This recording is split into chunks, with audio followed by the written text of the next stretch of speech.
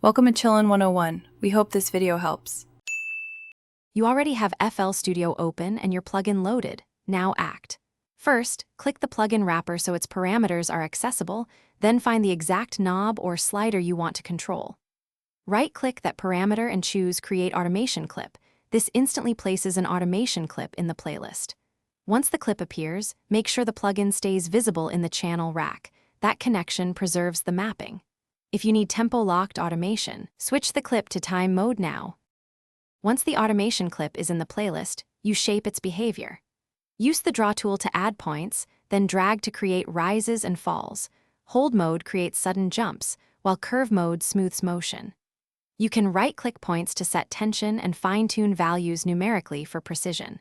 To automate several parameters together, link to controller or group with a macro, so one control moves multiple plugin knobs. Make sure snap is set appropriately, so edits align with bars, or remain free for fluid change. You're close. Now test everything in real time and listen for clicks, jumps, or CPU hiccups.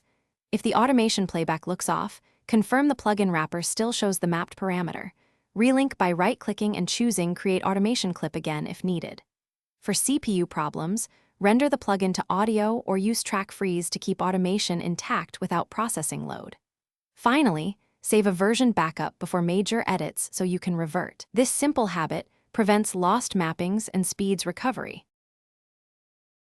Thanks for watching. Consider subscribing if we helped you.